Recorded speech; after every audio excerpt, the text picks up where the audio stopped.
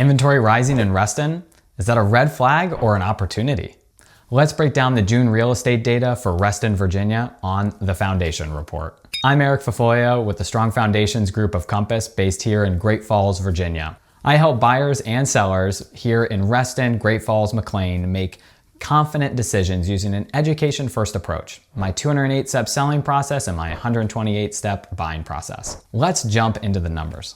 In June, Reston's median sales price raised to $625,000. That's up 6.8% year over year, a healthy gain compared to Fairfax County, which was pretty much flat. That shows there's still demand for well-priced homes in Reston, especially in the sub $1 million market. But while prices are up, homes are taking longer to sell. The median days on market is now 12, and that's up 240% from last year. That doesn't mean homes aren't selling, it means buyers are being more cautious and more selective, especially with rising inventory.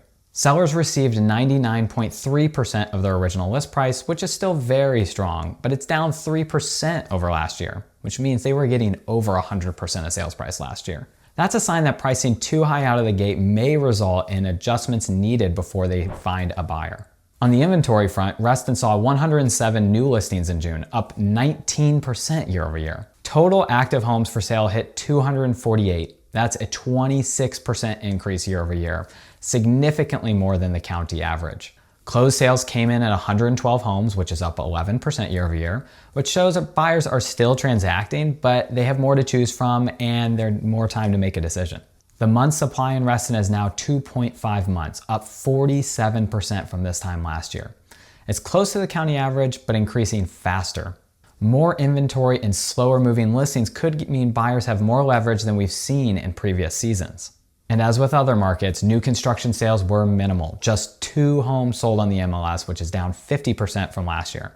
That's consistent with what we're seeing across the county and nationwide. Builders are pulling back as construction costs and rates remain high. So what does all this mean for Reston? We're seeing more of a balanced market, a stable market, more so than in years past, and one that's shifting more towards the buyers at the moment. Homes that are move-in ready, well-priced, are still performing well, but sellers need to adjust their expectations around timing and negotiations.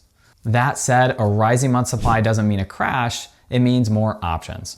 And for buyers who've been sitting on the sidelines, now may be your chance. Looking ahead, a big wild card is interest rates. With the Fed meeting coming at the end of July, there is some hope of a rate cut, but none of us are that confident. That could drive mortgage rates down and spur renewed buyer activity heading into the late summer and early fall. That's the latest from Reston, Virginia for the month of June. I believe that if you're planning a move, a strong decision starts with a strong foundation of knowledge. If you'd like to better understand this data and what it means for your home or your long-term strategy, I'd love to talk. I'm Eric Fafoglia, and I'll see you next month with the Foundation Report.